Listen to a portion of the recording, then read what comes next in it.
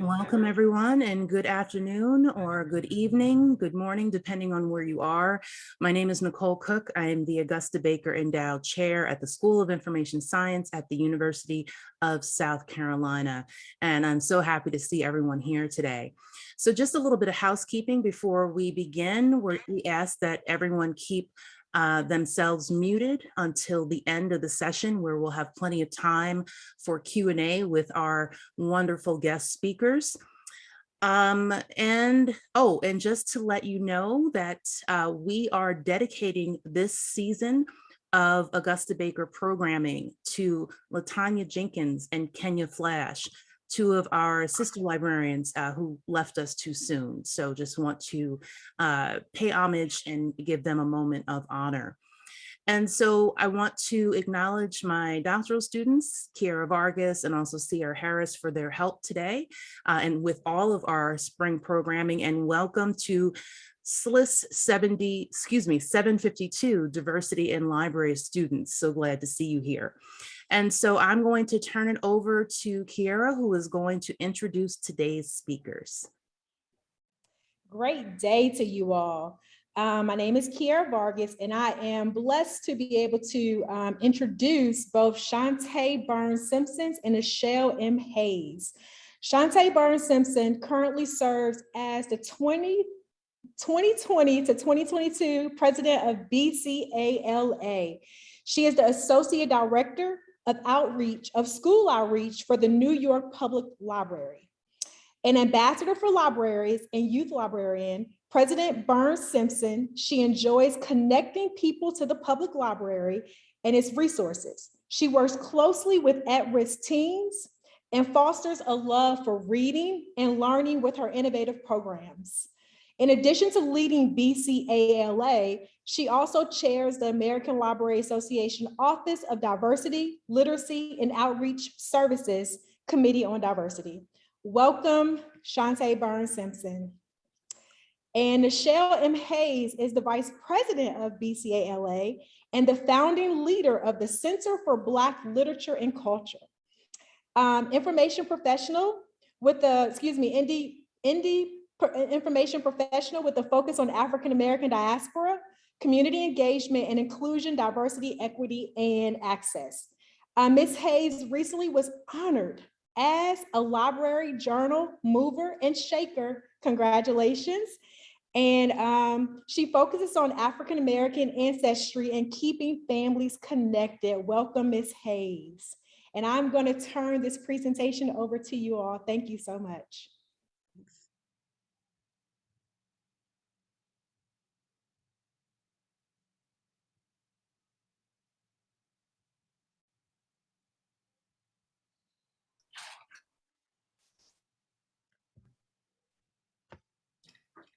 Okay, hello everyone. Apologies for this voice. Yesterday was World Read Aloud Day, and apparently I went over the top with my different voices for Read Aloud, but the show must go on. I got my right hand with me, Nichelle, and so we're just going to have a great time. Pardon me for this really raspy voice. But again, we would love for you to put in the chat your name, where you're from, rep your now codes, and let's keep this party going.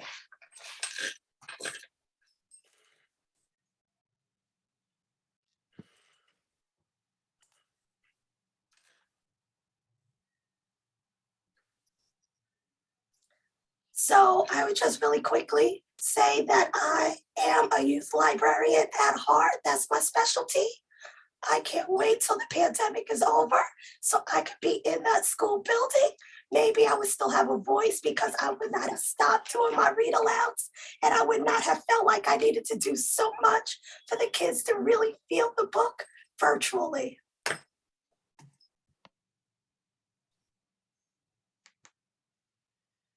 So thank you so much. I am honored to be here today. So excited to work with President Shauntee Burns-Simpson, and she is such a professional. So she's forging along even with just a little bit of a voice, and that's just kind of the person that she is. Um, it's been a great experience working with her for these last 2 years.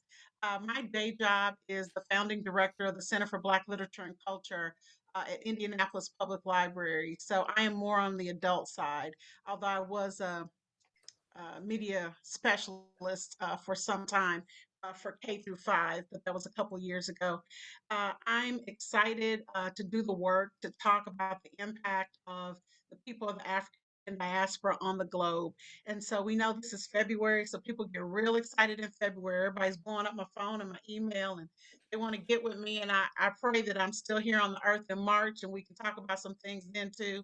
So I like to think of February as more of an appetizer, but I am Black 365 and we're lit 24/7. So we just want to just show people what we've already done and what we're still doing. So I'm excited to do that work. So now, this is just a quick overview, not for you, but more for Nichelle and I, because we could go off on a tangent, but this is what we'll be covering really briefly. So now, let me start off by just saying how really proud I am to be president of an organization with such a rich history. E.J. Josie, a librarian, educator, and activist, was one of the main organizers for this organization. The Black Caucus was formed to address the concerns of Black library professionals to ALA. One being ALA to stop supporting any library or librarians who offer services and or materials to racist institutions. BCALA continues to work closely with ALA's leadership to address all social and racial injustices against people of African descent and of color. So continue to look forward to seeing steps towards EDIA and social justice within ALA.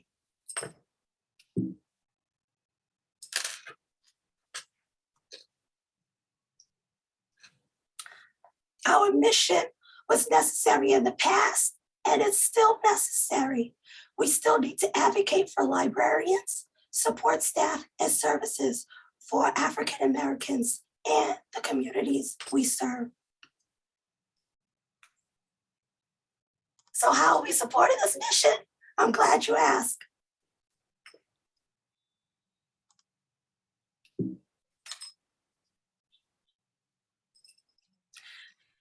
IBCLA is so critical to our overall strategic plan of creating the future leaders in the library profession. We have a history of leaders within the caucus, and we will continue to support our members to lead out loud. We have our planning grant to support Black History Month programming. Our goal is to tell our story from our perspective and help libraries promote the contributions of African Americans. To learn more about the Black History Month programming in public libraries, please go to our website.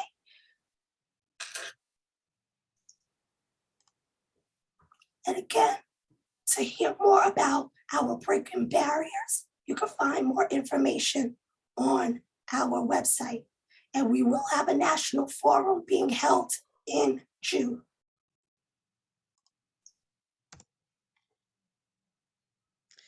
So we're going to stop here and just pause and just take a moment to kind of reflect over the last 2 years. This slide just kind of shows you some of the things that we were going through over the last 2 years. When Shauntee and I came to leadership, her as president and me as vice president, it was in the middle of the pandemic. So we came in virtually and have been doing most of our work virtually. And so it has been a time of uncertainty and upheaval, sickness, much loss across the globe, as well as here in the United States. And that, of course, has affected librarians and libraries and library schools For a long time, we weren't in our buildings. People had to go to virtual, whether they were ready for that work or not. Um, we had to deal with people who perhaps did not want to adhere to guidelines versus masks. Uh, we didn't have a vaccine at first. Now we have it. How many people are getting it? I mean, you name it. And we have been dealing with those things. And it's kind of exacerbated turmoil that was already existing. There were a lot of people who were killed by the police.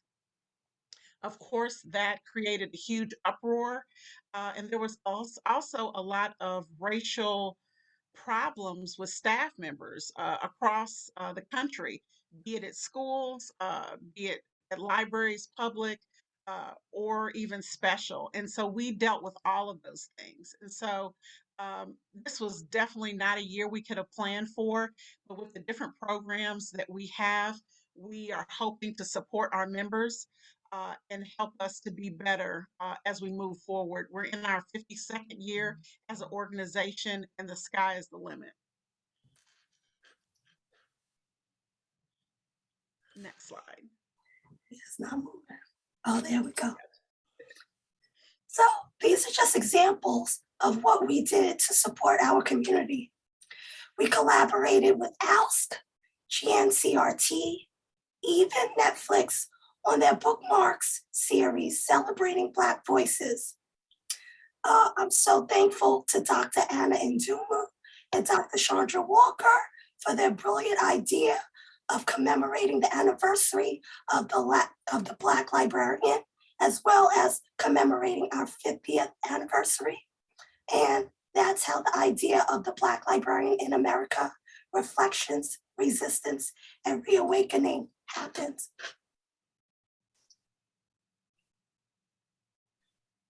So the list that we partnered on, you can find on BCALA's website. You can also find this list on ALS's website as well as GNCRT. They are amazing lists, and I'm so thankful to all of the members who have contributed to these lists. As well as the list that we collaborated on, we also created our own list, and they were created by the School and Public Librarians Committee.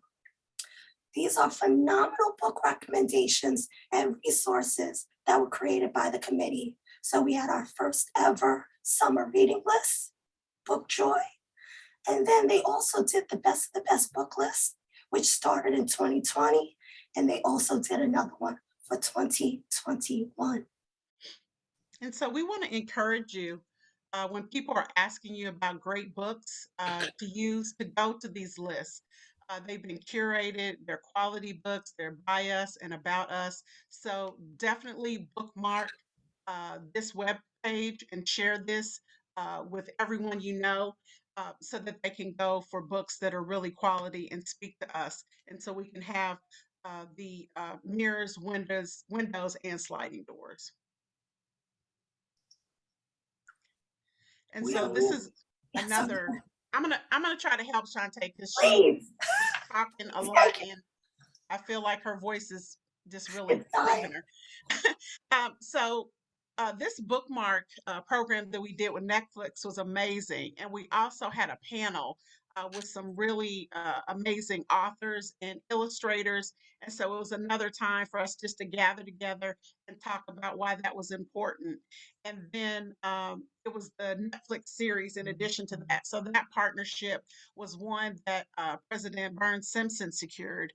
And it's just continuing to push us to the next level. So we're really excited about that. And we're thankful for Netflix for being a main sponsor to NCAL.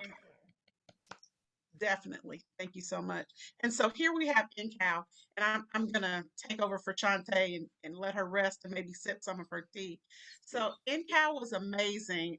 This is a conference that we planned, it felt like 3 or 4 times.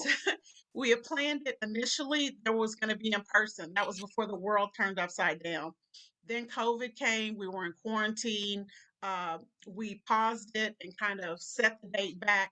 We thought things would be better. They really weren't good enough for everyone to come together safely.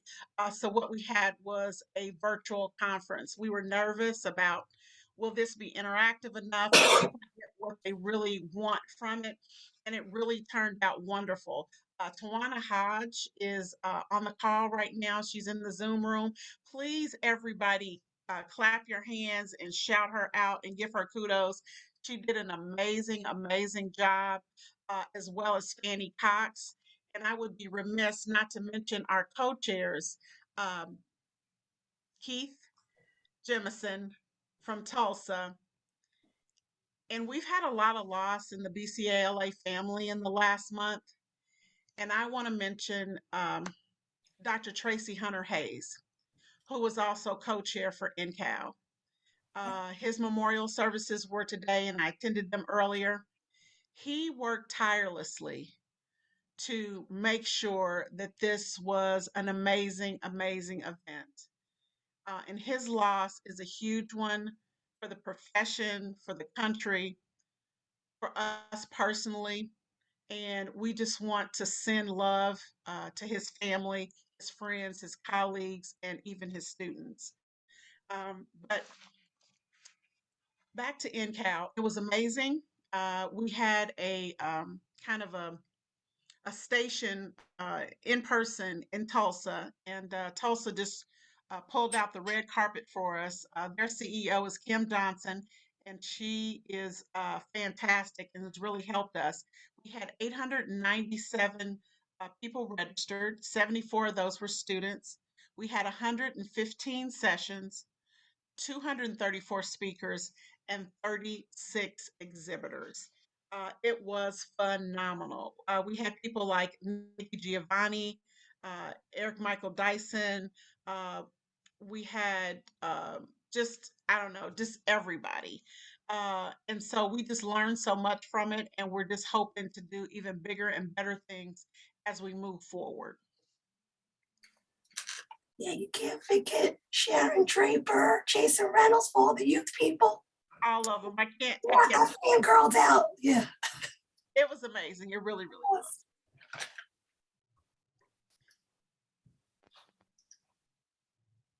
And then Twana Hodge has put our Spotify playlist from NCAL in the chat. So we appreciate that. She created that for us.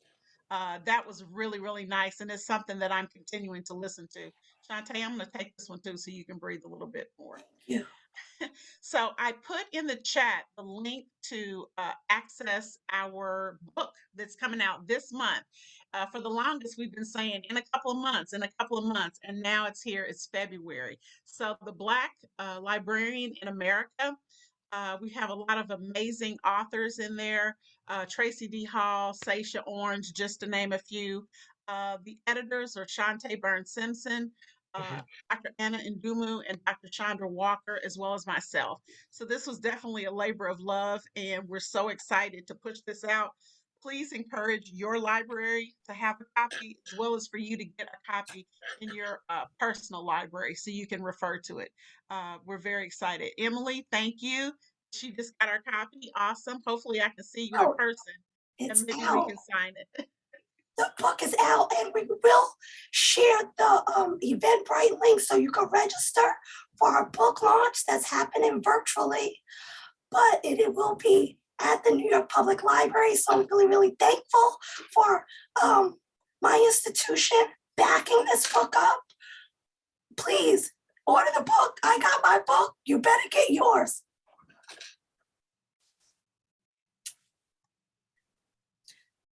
So next we have our Level Up Mentorship program.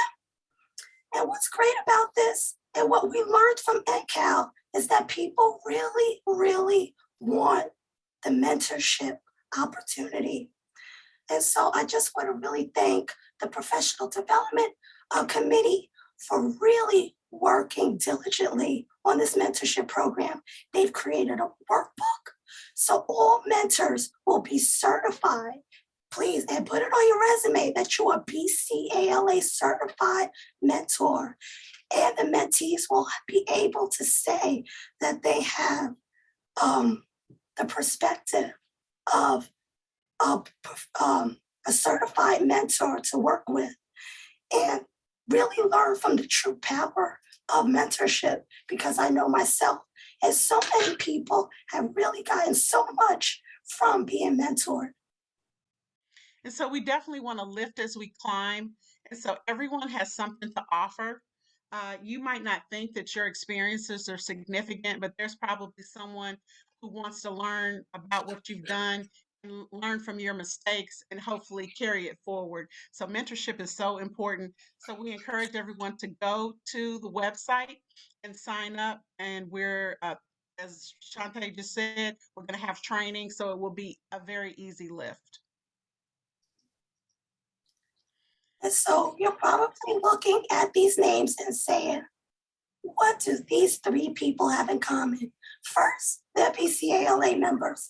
Secondly, they will be speaking at our leadership symposium happening in Durham, North Carolina, April 12th through the 14th.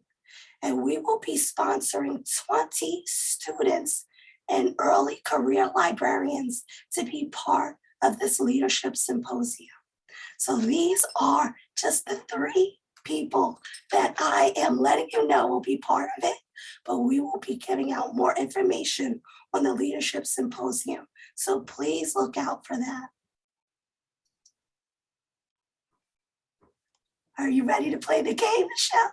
I am ready. The question is, are they ready to play the game? They're not ready. They're not ready. They better be ready. We're librarians on here. Okay, so it's Black History Month.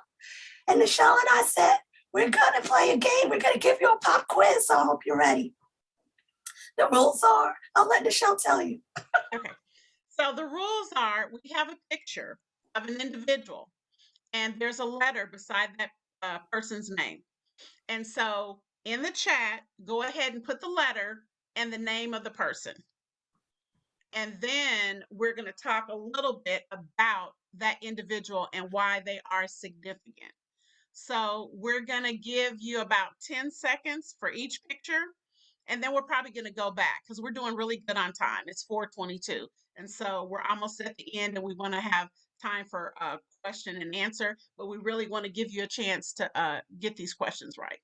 So ready, and Kana's ready, Sierra's ready. Okay, everybody's ready. I know how competitive we could get. So now, and if you don't know, just put IDK. We won't make fun of you. This will be a teachable moment. So there we go.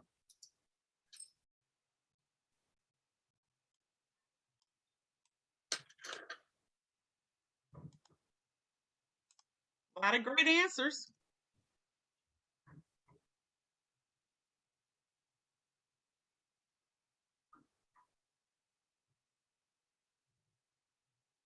I think we can probably go to the next slide. Looks like everybody knows.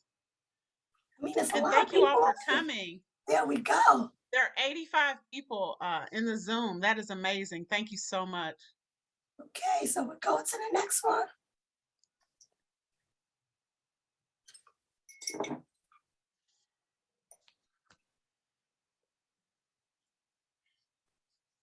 Awesome, awesome.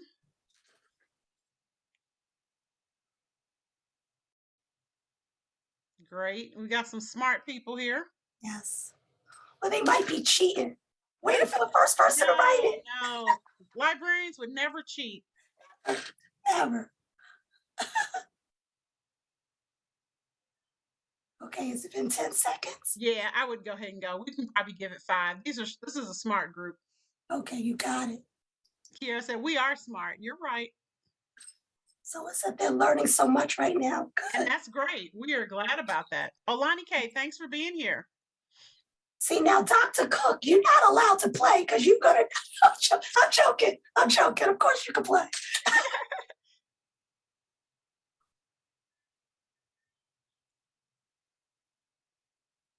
Okay, somebody said IDK, so we'll talk about who this person is. So this is definitely a learning opportunity.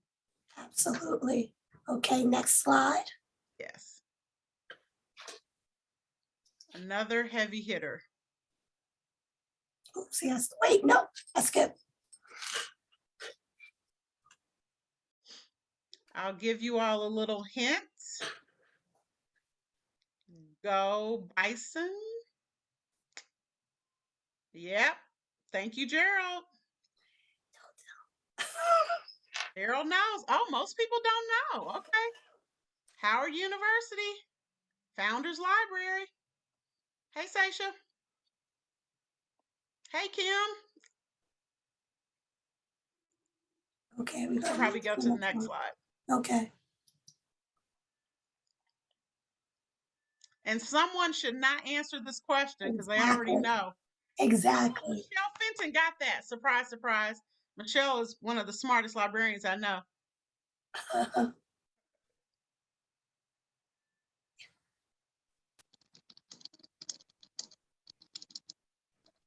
There's a couple people that knew. Yeah. But there's always room to grow. I think we can probably go to the next slide. Okay. This is the last. This is the piece de resistance. You see what Seisha said? I told Seisha you couldn't answer that one. She didn't say the name though. She just said the title.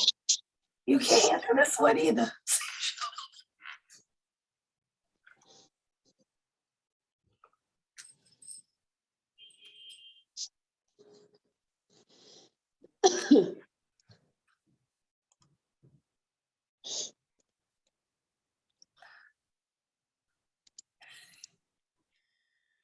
You're right, Valerie. No, they can't.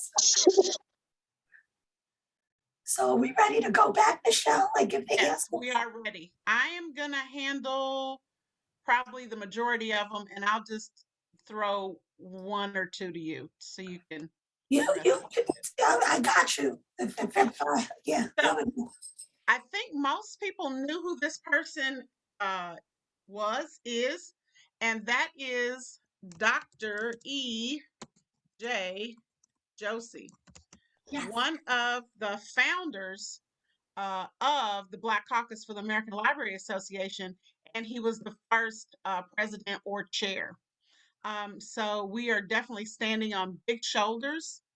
And so if you, Janice said Viola Davis should play Seisha in the movie. I love it. I love that. That's a good idea. Let's talk about that more. But Dr. Josey opened up huge doors.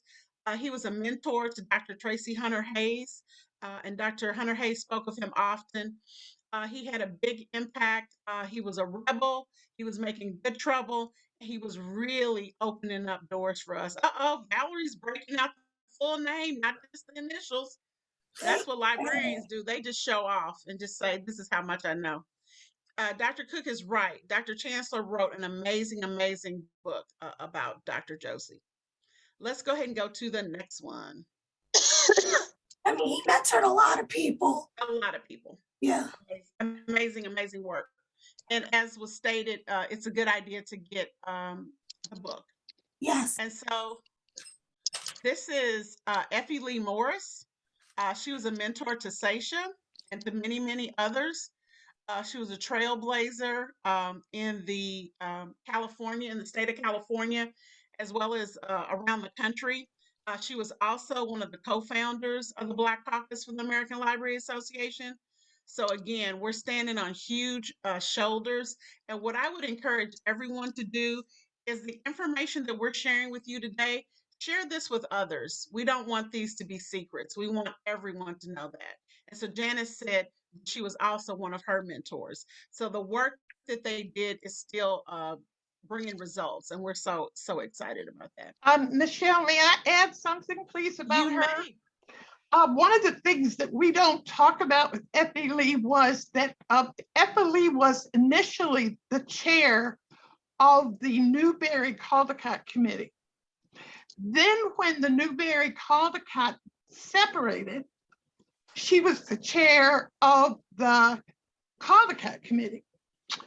And then when the Coretta Scott King Book Awards were outside of the association, and it was EJ who suggested to the association and to the members of CSK, the founders, that they come into ALA. And so they came in, they were under the roundtable of the Social Responsibilities Roundtable. And guess who was chair of the Coretta Scott King Book Award?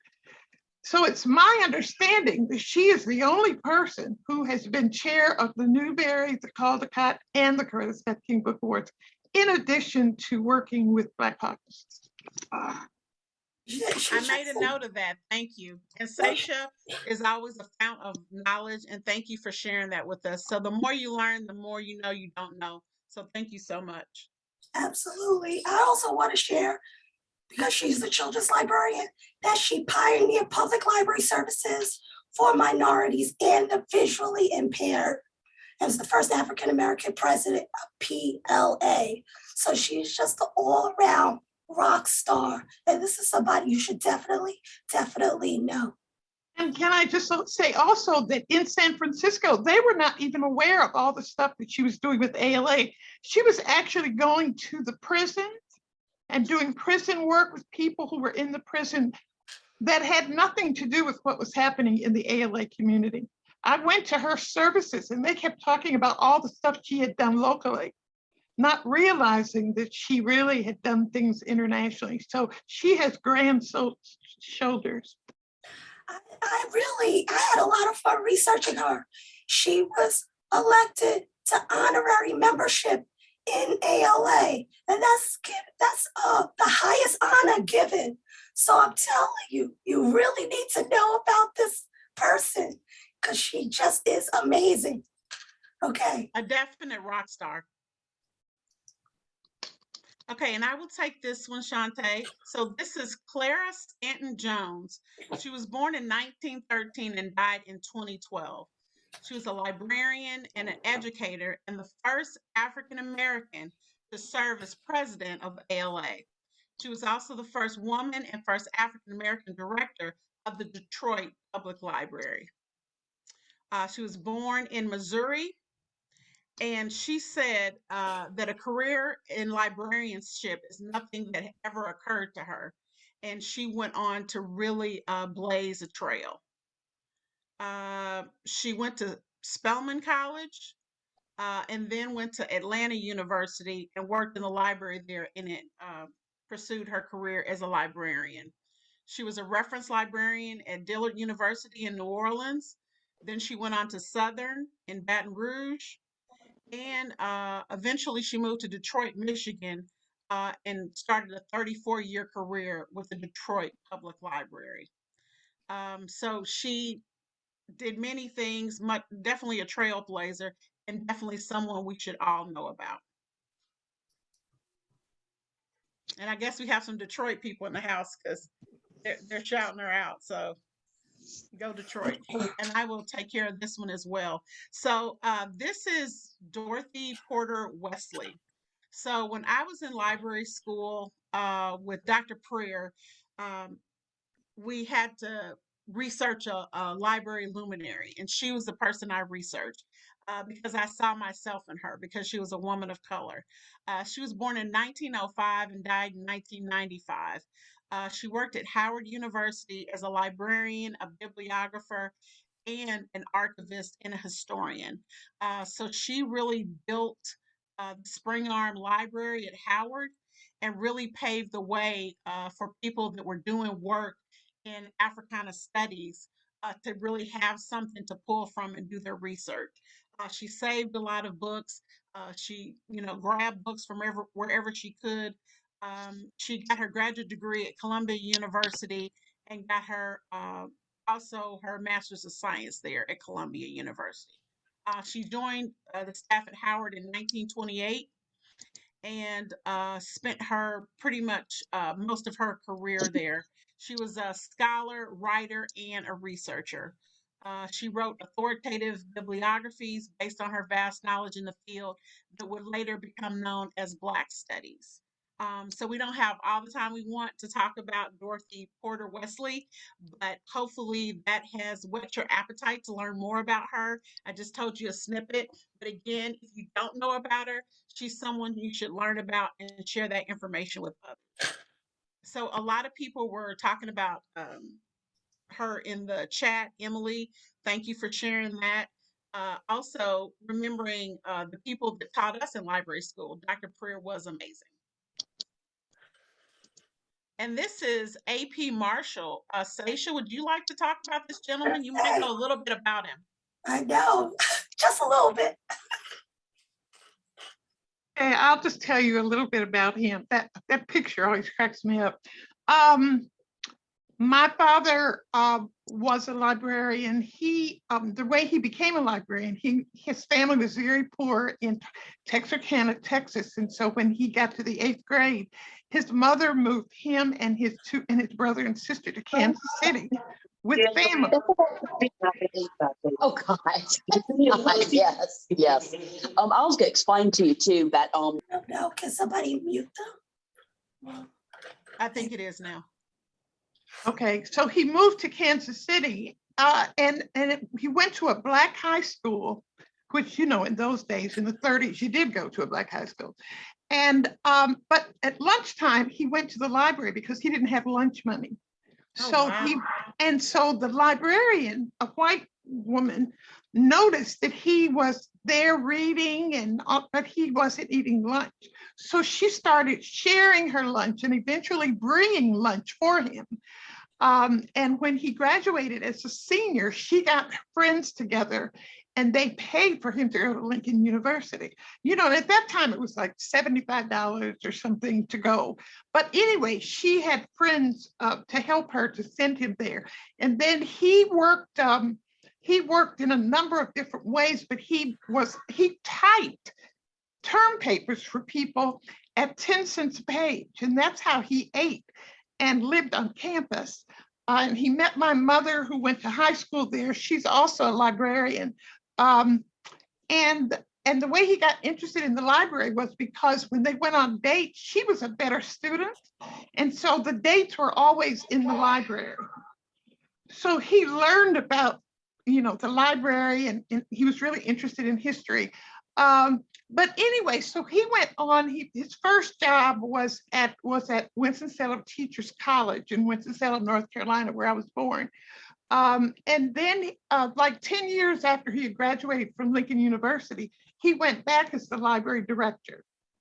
And so, of course, then they didn't call it library directors. They just said he was the librarian. But anyway, he was there as the librarian. And then in 1969, his one-child daughter got married and moved to Milwaukee. And he told her, one of the many lies he told her, but he told her that he was going to take a job at Eastern Michigan University as the dean of library services there because he had to be closer to his one child. So that was only like 4 hours away. But anyway, he was there from in Ypsilanti, Michigan from 1969, and he retired in 1980 and continued to do just a lot of things. One of the things that he loved was sitting in council. And he was a counselor for much of that time. He ran for president. EJ wasn't particularly happy that this guy was running for president. You know, he wasn't really happy with that. But they eventually, at a Black Caucus conference in North Carolina, they finally made up. Now, I don't know what all that was about. But anyway, he always celebrated EJ and is in a couple of, has written in articles in a couple of his books. But he was there, he helped to nominate the Black executive director. He was on the nominating committee for, what's his name? The first Black executive director of ALA. I can't think of his name. But anyway, so he was very active. He was also active with I'm sorry. He was active with the divisions. And when ALA refused to go to the South because they had double conferences, they had Black and white, he and EJ and a whole bunch of other folks were in that plan. The one thing that I remember about him was that when we would go to conferences, my mother and I would accompany him, and they would meet, and the Black librarians would meet in somebody's room. And so I remember when I was like in the 3rd grade or 4th grade or something, they were in the room. They had double beds, you know, because Mom and I slept in one day, slept in the other. The guys and the women and all were sitting in that room. Mama's job was to get the liquor and to go and get the snacks for them while they made these decisions on who was going to do what at ALA. And I was on the other side and I went to sleep. So I didn't know all that was going on, but he was really, really excited when I became a librarian. And that's the end of that story. Thank you so much, Seisha. See, now who would have known all of that, right? But I just really want to highlight about your dad, Seisha, is that he's listed as one of the 4 most prominent librarians who stood to oppose racial segregation in the library profession. So we're so thankful for him. And we're also thankful for him because we have you. And you are the next person in the slideshow. If I could get control of the slideshow again. Here we go. Sure, I'm glad I came, huh? Of course. So, as you all know already, Seisha Orange is AP Marshall's daughter. And she was the first director of ALA's Office for Literacy and Outreach. She's now retired, but she's on the executive board of BCALA, and we continue to learn so much from her. So thankful that you were part of my executive board, Seisha. You never make it a dull moment, and we appreciate you so much. And this is what we really want to highlight is that it's family. BCALA is family. You might squabble, but you ultimately have love for each other because of the work, because of the profession, and you just know what everybody contributes. And Janice Greenberg would like to say something about Seisha, so we're going to open the floor to her. Okay, Janice. I had to unmute myself. This is quick. Some years ago, I was elected, chosen by Carla Hayden to be an intern for OLO's advisory committee, and Seisha took me by the hand, and she was firm but loving and supportive and nurturing. And then a few years later, Seisha was part of a panel I was doing in New Jersey on about library services to people who were not coming to the library. Know how to get people to the library. Seisha missed her plane for that one, but she was involved in the JCLC, the first JCLC. We had a great panel for that, and Seisha was among the stars for that, and she helped me with brainstorming titles and organizing the theme. Thank you, Seisha. You've been a really blessed part of my life. Oh, that is so special. But can I just take this 1 minute to emphasize what Michelle has been saying? It is the reason that my career brought me here is because of BCALA. You talk about family. I was in North Carolina. No, I was in DC working for the Authorized Foreign Policy Library.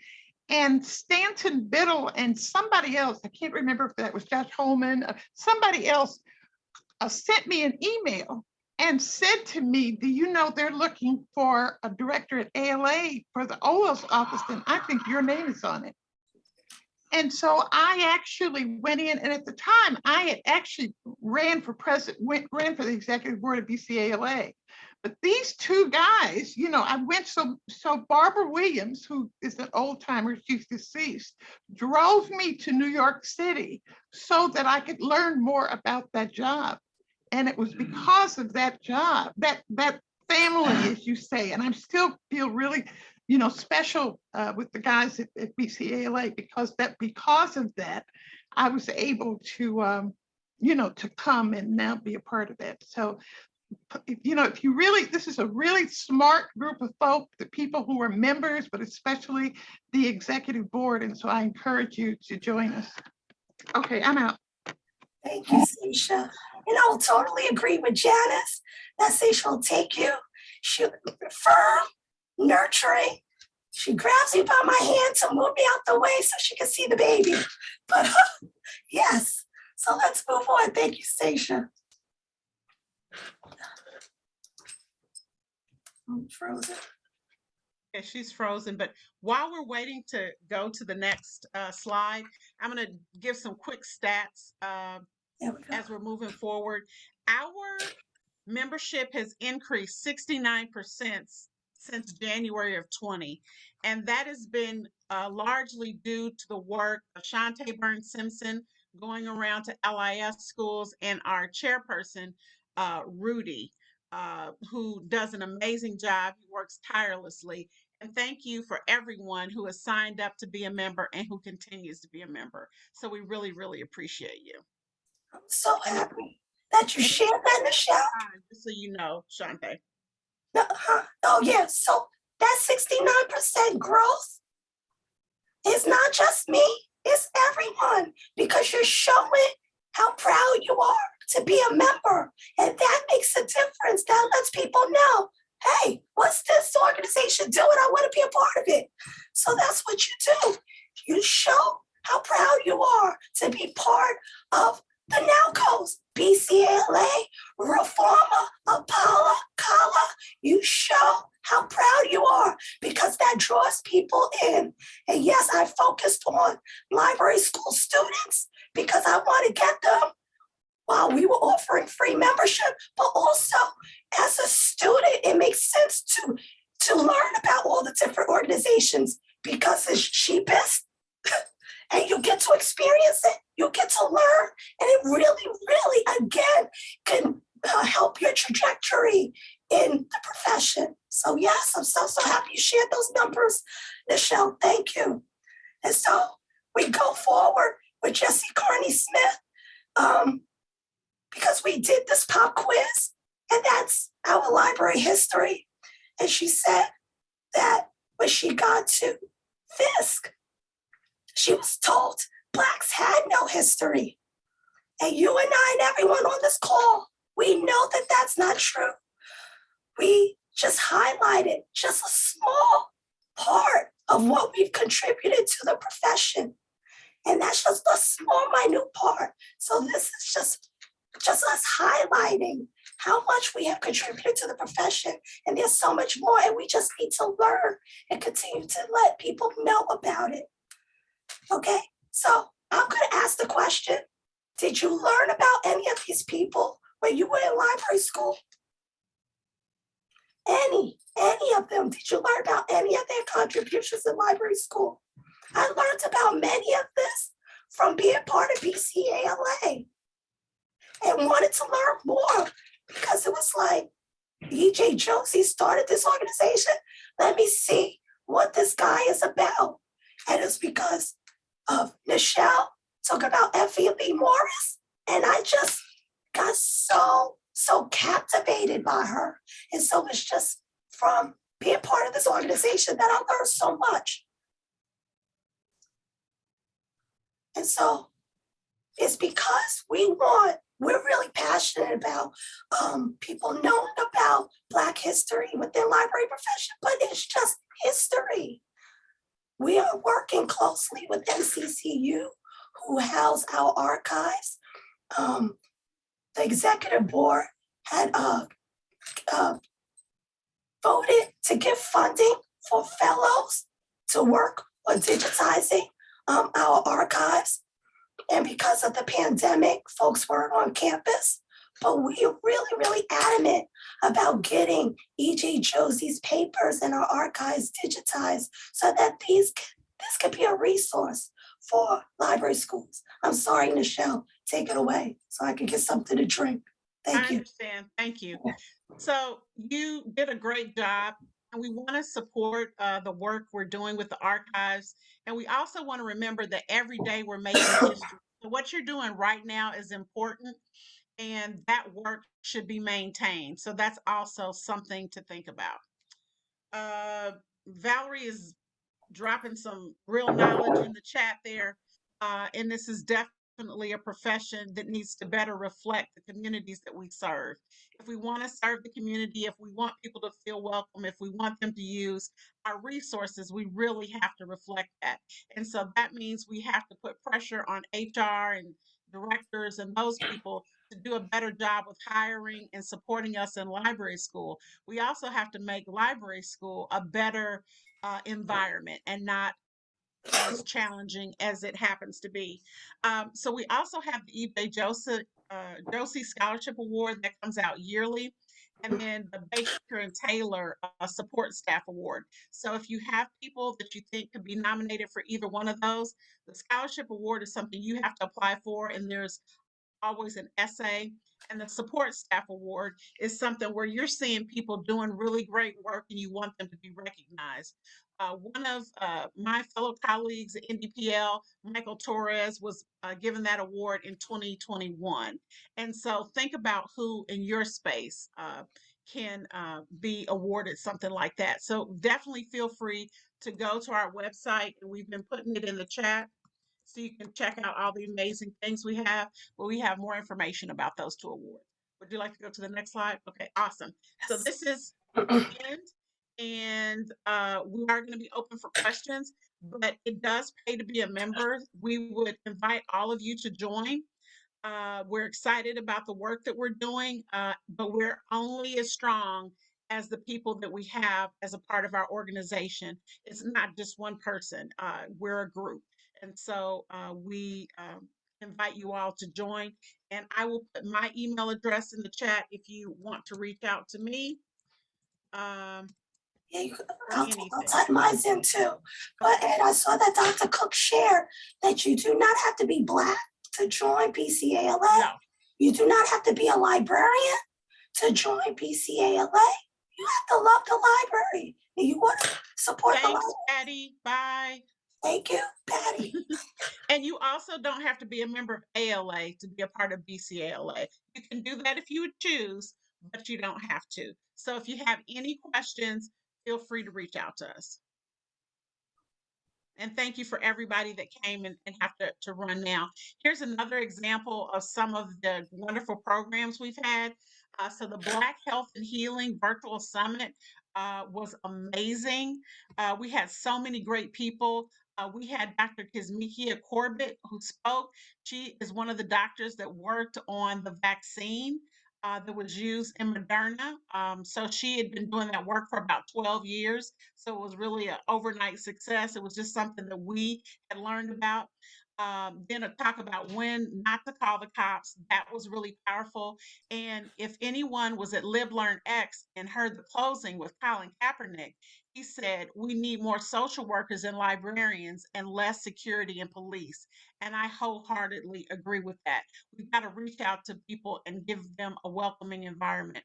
I don't know if we have any questions in the chat. We're seeing a lot of great feedback, and I appreciate that. Okay, Brenda Johnson has a question. What can we do to bring the awareness of achievements of Black library leaders to library school curriculums? This is so important. I think that's a great question. And I think what we should do, Brenda, is to reach out to our library schools where we attended or a library school that's near us now and say, do you have information about these individuals in your curriculum? Who was the first Black librarian in this particular state? For Indiana, it's Lillian Childress Hall, and Michelle Fenton did a blog post on her, and she was the first person to tell me about her. So she started in Evansville, Indiana. She then came to Indianapolis and worked at what was then the Marion County Public Library, and went on to Crispus Attucks High School, which was a Black high school. And she opened that up and stayed there until she retired. So we've got to ask the questions and then push people to action. Yes, right. And I will also encourage students. You're a student in that library school. You have to say, why am I not learning this in my foundations to libraries? This should be part of it. They will listen to the students. They're paying to be part of this program and say, why am I not learning about this? So I really encourage the students when I visit, when I do these pop quizzes, ask. If you haven't learned about them, ask. That's So why. you can get it in your curriculum. We have Nichelle and another Shauntee, question, you have another Shauntee. question. Oh, Yeah, okay, I I'm see it. sorry. You have another What advice- question. How can we what better advice- tackle censorship in libraries? Right. Yeah, censorship in libraries. I think that everyone has a procedure for censorship request and trying to ban books. And I think we have to go by the numbers. Does it fit in our collection development plan? Is it part of our overall arching theme for our library? And if it meets those things, then we need to keep those books in place because we're not just representing one point of view, we're representing the community. And I think we also have to explain to people how this works. If people don't want their children to read certain books, that's fine, and that's what they can do as parents. But they're not really allowed to affect other people's kids. And so I think we just have to speak with one voice. And we also have to talk about why these books are so alarming for people. I think that's another important question. We have another question in the chat, and I don't know if you want to jump in and answer Okay. that. But I just said, go ahead. I didn't see. Yeah, I just wanted to say we also need to fight for our schools to have certified librarians because they're the ones who are able to tackle these situations. Right now, many of our schools do not have certified school librarians. And so we have these principals and administrators who are just like, they don't want no problems and they're quick to take the books off the shelf. But when you have someone who can explain the reasoning and how it supports the curriculum, and why it's wrong to censor and take titles off the shelves, then that's how we secure that. And then with the public libraries, if the money is not coming from city officials, then we put that to the side, you know? So yes, absolutely, Michelle. What was the Here's next another question? question. What advice do you have for those interested in leadership roles as a Black person? So what I would say there is the mentorship program would be an excellent avenue for leadership. You'll be able to learn from people who have gone down a road that maybe you would like to go down or you're interested in, people that you meet at conferences. I put my email in the chat. Feel free to reach out to me. I think it's about learning about your passions and following that. And then reaching out to people that could possibly help you. But really, the sky is the limit, and we want to lift as we climb. So it's important not for just us to be quote unquote successful as an individual. We've got to open the door and bring some other people along. We have another question as we're closing. We've got about 3 more minutes, so I want to be respectful of time. In conversations about equity, the MLIS is frequently coming up as being seen as a barrier to BIPOC and becoming librarians, and thus there needing to be alternative paths to becoming librarians outside of the MLIS. Has BCALA leadership discussed this? Well, what we are doing is we definitely have scholarships and we have a leadership program within BCALA. At this time, I don't think we have discussed alternative paths, but I think that what we have to do is to think about where are the people that are already working in the library that maybe aren't degreed librarians, and how can we bring them along? A lot of our institutions have tuition assistance, and I think we need to expand those programs. Shauntee, would you like to speak to that? Yeah, thank you. I want to also say that Tracy D. Hall, she's the first to say she has not always worked in the library. Because you have this degree, you can take this outside of the library system. That doesn't make you less of a librarian. That's you utilizing your skills in another organization. So we do not want folks to feel like, oh, well, if I'm not working in a library, then I'm not a true librarian. That's not correct. And I definitely respect Tracy D. Hall's career, how she went up. And so that might just be a stop along the way to your leadership platform. And so we're at this slide, and we want to stop here for just a moment. These are some BCALA members, family who we've lost in the last 6 weeks. Past President Sylvia Sprinkle Hamlin, Dr. Tracy Hunter Hayes, Lauren Freeman, who was my mentee and colleague and friend, and then we have librarian Flash. And so we just want to say that we remember their name and we think of them, and they're gone but not forgotten. And we also stand on their shoulders. And we definitely are a family. And so when we lose family members, it really does hurt. Thank you. You're absolutely right. Yes, carry a flash. is really, really saddening. And so that's why we also have to center self-preservation, and we want to resist that vocational awe. We want to resist not taking your PTO, working through your lunch, working when you're not on the clock, coming in when it's not good for you, either mentally or physically. We want to make sure that you are putting yourself first, because you can't draw from an empty pitcher.